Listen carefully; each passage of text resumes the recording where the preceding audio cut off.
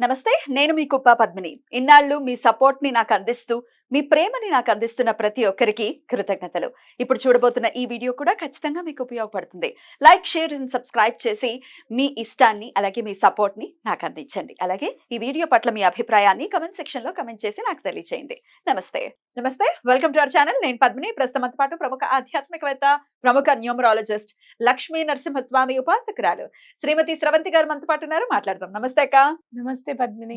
అక్క, ఈ సంవత్సరంలో వస్తున్నటువంటి మొదటి సంకష్టహర చతుర్థి వచ్చేస్తోంది. రేపు శనివారమే సంకష్టహర చతుర్థి. వికట సంకష్టహర చతుర్థిగా పిలువబడేటటువంటి ఈ చవితి, ప్రతి చవితికి కూడా విశేషంగా మీరు చెప్తూ ఉన్నారు. వినాయకుడు అంటే చాలా చాలా చాలా ఇష్టం, మీకు తెలుసు నాకు అది. చాలా ప్రీతిగా చెప్తూ ఉంటారు కాబట్టి మరి ముద్దులకేటటువంటి ఆ బాలుడికి కూడా చాలా చాలా ఇష్టం చవితి తిథి అంటే.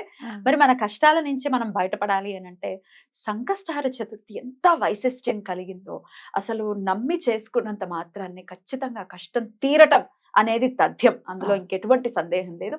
ఎండ్ ఆఫ్ ది డే నమ్మకంగా స్వామిని కోరుకోవటమే. మరి ఈ సంకష్టహర చతుర్థిని ఎలా చేసుకోవచ్చు?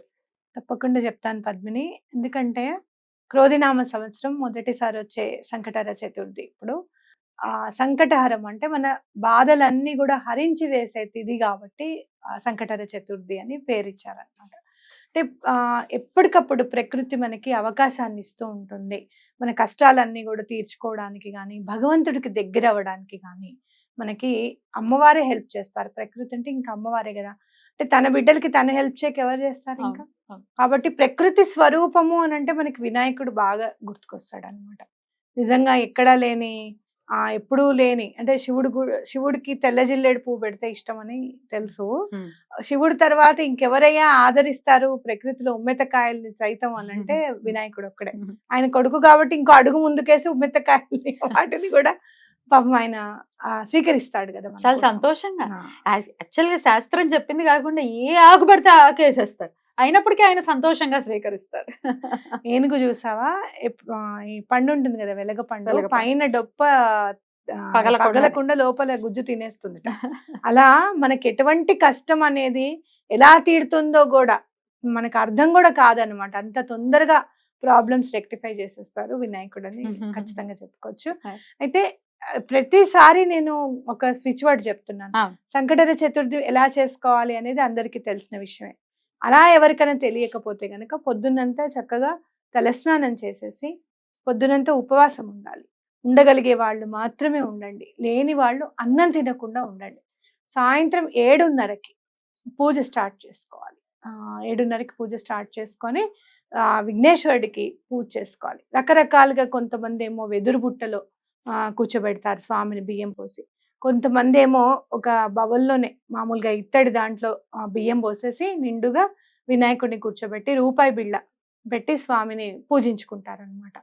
అయితే కొంతమంది ఏమో తెల్ల జిల్లేడుతో శ్వేతార్క గణపతిని తెచ్చిపెట్టుకుంటారు. లేదు అంటే మామూలుగా వెండి వినాయకుడిది ఉంది అని అంటే పెట్టుకోవచ్చు అనమాట. అలా కూడా పెట్టుకోవచ్చు.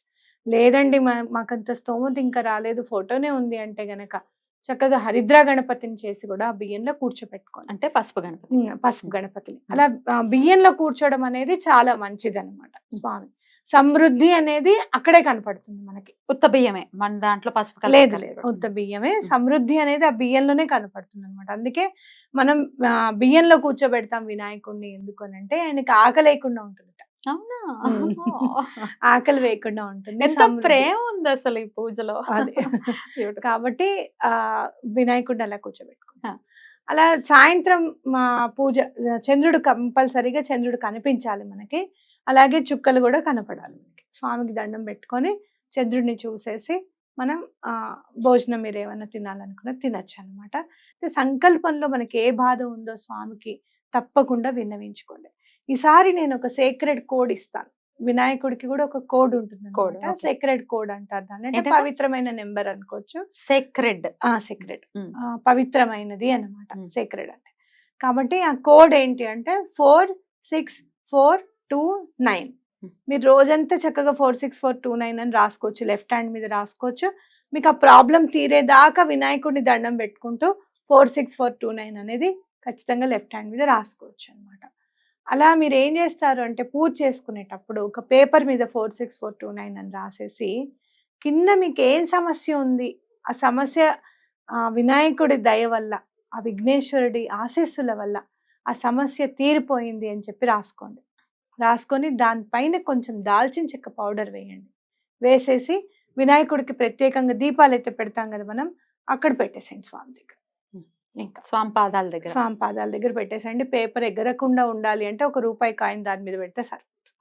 ఓకే, అలా పెట్టండి. పెట్టిన తర్వాత పూజ అంతా చేసుకోండి. స్వామికి నైవేద్యం పెట్టేసేయండి. ఉండ్రాళ్ళు అంటే చాలా ఇష్టం స్వామికి. ఏ సమస్య అయినా తీరాలి అని అనుకొని ఉండ్రాళ్ళు పోస్తాను స్వామి అని చెప్పి దండం పెట్టుకుంటే చక్కగా అలా అలా అయిపోతుంది అనమాట పని.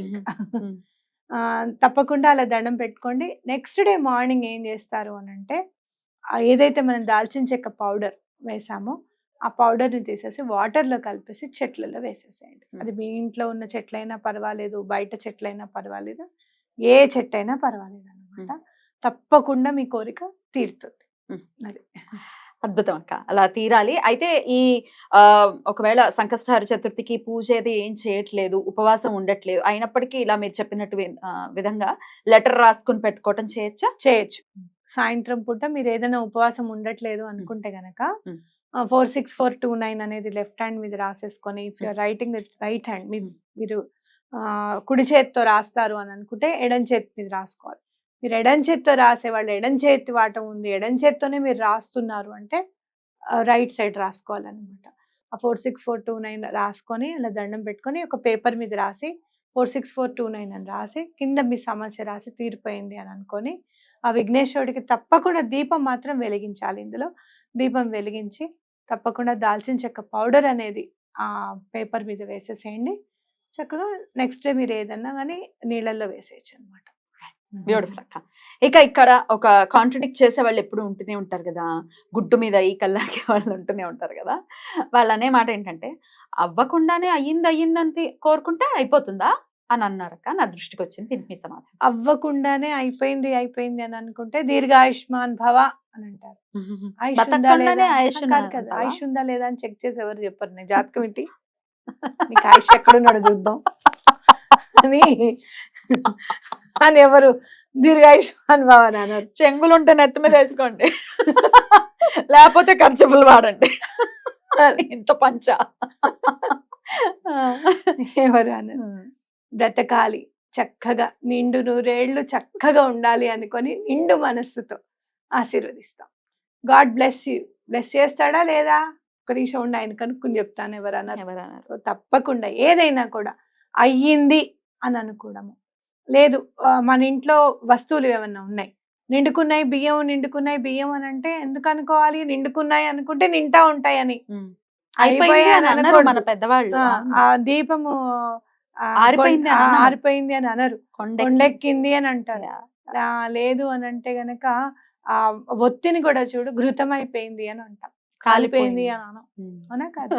అట్లా ఏదైనా కూడా పాజిటివ్ గా మాట్లాడడం అనేది, పాజిటివ్ గా థింక్ చేయడం అనేది మన సనాతన ధర్మంలో మన నరాల్లోనూ నింపేశారు మన వాళ్ళు.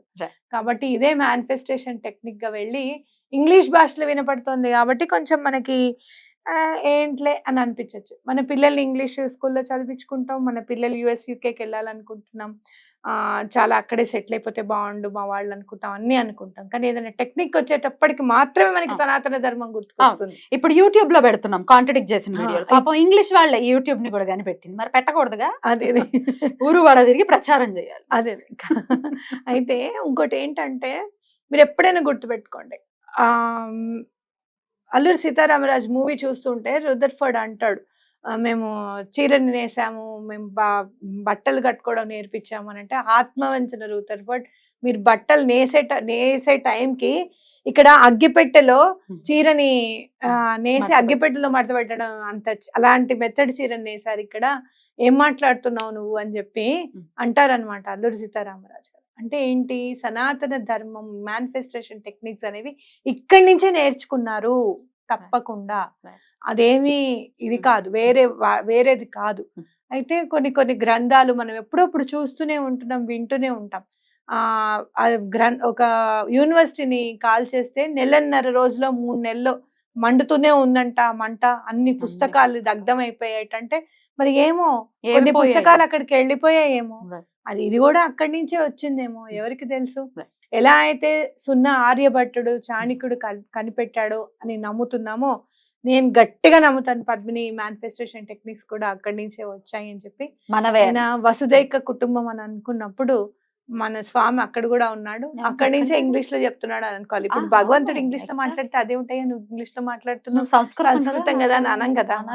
అంటే ఏంటి ఇప్పుడు అమెరికాలో పుట్టిన వాడికి ఈశ్వరానుగ్రహం లేదనా?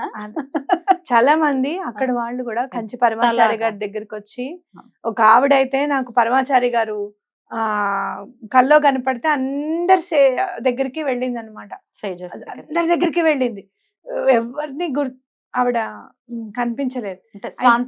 స్వాంతన కాదు, ఈయనను కాదు నేను చూసింది కలలో, ఈయనను కాదు నేను కలలో నేను చూసింది, ఆయన కనపడుతూ కామాక్షం వారు కనపడతారు ఆవిడకి, ఈయనను కాదు అనుకుంటూ అందరిని తిరిగి పరమాచారి గారిని చూస్తుంది.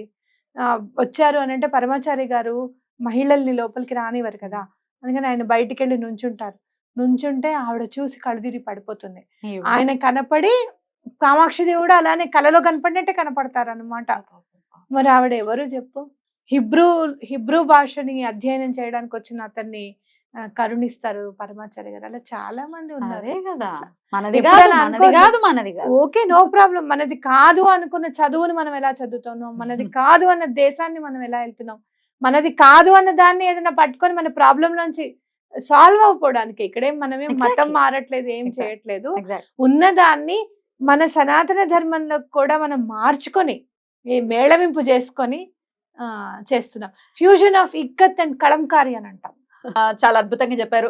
ఈ సంకష్టహార చతుర్థిని కూడా మన వాళ్ళందరూ కూడా వినియోగించుకుని మెల్లమెల్లగా కష్టాల నుంచి చాలా వరకు బయటపడుతున్నారు. ఇంకా పడిపోవాలి, చాలా హ్యాపీగా ఉండాలి మన వాళ్ళందరూ అని కోరుకుంటూ థ్యాంక్ యూ సో మచ్ అక్క. నమస్తే.